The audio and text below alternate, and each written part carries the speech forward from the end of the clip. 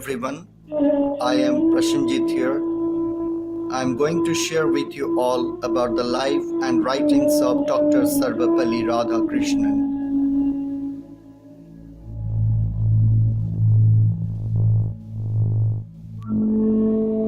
Dr. Sarvepalli Radhakrishnan was born on September 5, 1888 at Tirutani, 40 miles to the northeast of Madras in South India.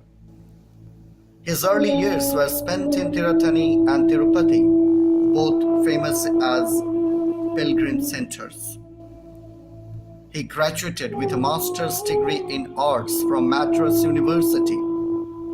In partial fulfillment for his MA degree, Radhakrishnan wrote a thesis on the ethics of the Vedanta titled The Ethics of the Vedanta and its Metaphysical Presuppositions, which was a reply to the charge that the Vedanta system had no room for ethics.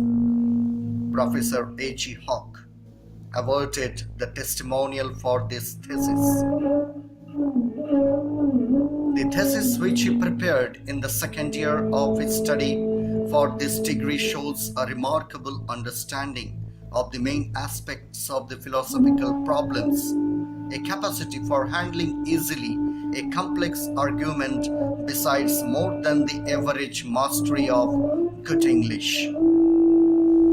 The thesis indicates the general trend of Radhakrishnan's thoughts.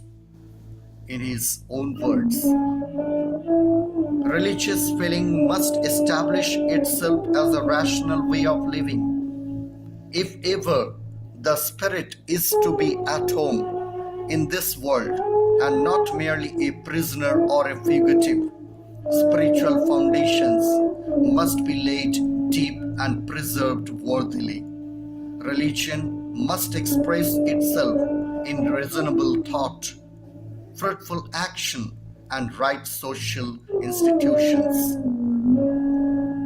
In April 1909, he was appointed to the Department of Philosophy at the Madras Presidency College. From then on, he was engaged in the serious study of Indian philosophy and religion and was a teacher of philosophy. In 1918, he was appointed Professor of Philosophy in the University of Mysore.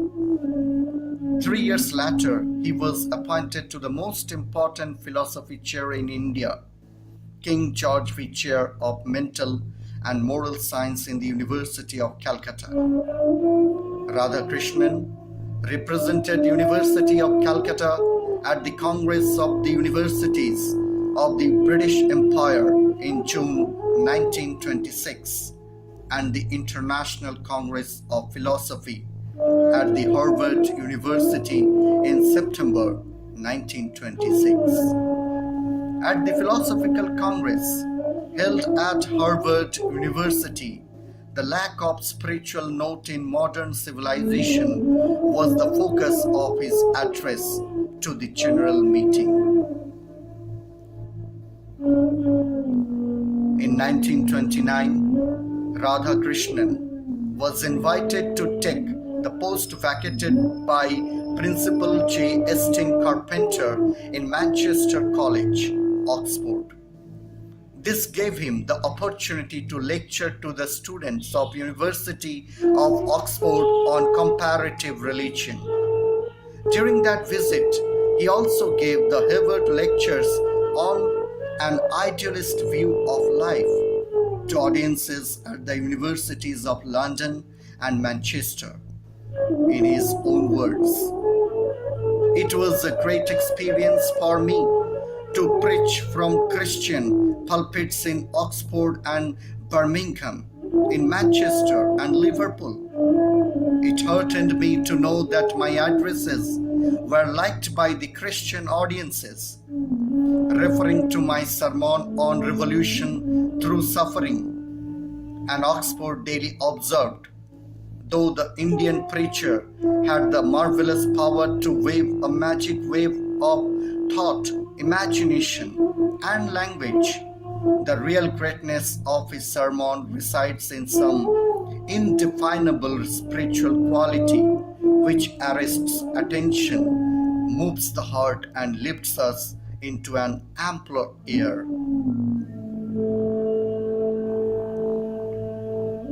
From 1936 to 39, Radhakrishnan was the splendid professor of Eastern religions and ethics at Oxford University. In 1939, he was elected Fellow of the British Academy.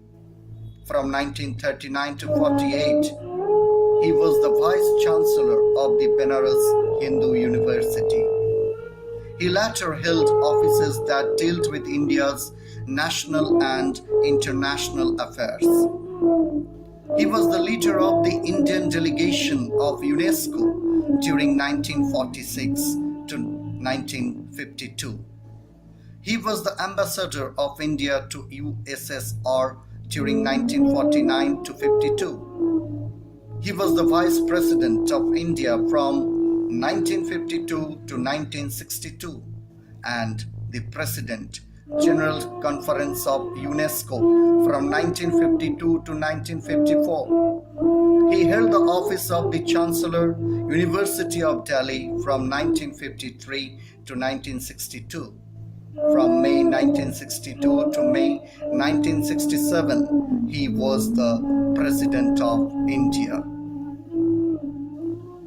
Dr. Radhakrishnan has the rare qualification of being equally versed in the great European and the not less great Asiatic tradition, which may be said to hold in solution between them the spiritual wisdom of the world and of the speaking as a philosophical linguist upon it. Aldous Huxley observed that Dr. Radhakrishnan is the master of words and no words. Among the philosophers of that time, no one has achieved so much in so many fields as has Sarvepalli Radhakrishnan of India.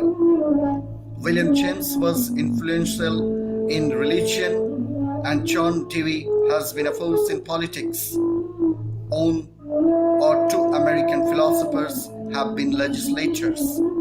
Jack Maritain had been an ambassador. Radhakrishnan, in a little more than 30 years of work, has done all these things and more. Never in the history of philosophy has there been quite such a world figure. With his unique appointment at Benares and Oxford, like a weaver's shuttle, he has gone to and fro between the East and West, carrying a thread of understanding, weaving it into the fabric of civilization. Dr. Sarvepalli Radhakrishnan passed away on April 17, 1975. In India, September 5 is celebrated as Teachers' Day in his honor. Here is the voice of Dr. Sarvepalli Radhakrishnan, who spoke about Dharma.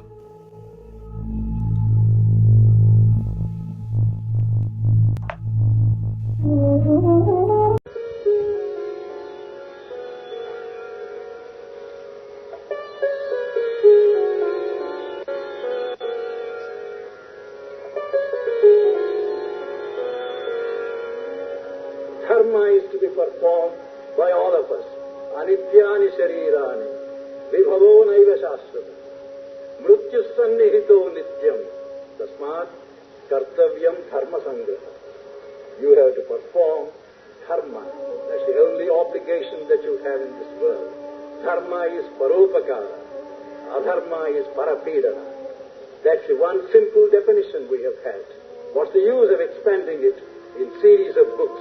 If you understand hurting another man is adharma, pleasing another man is dharma, you are performing dharma.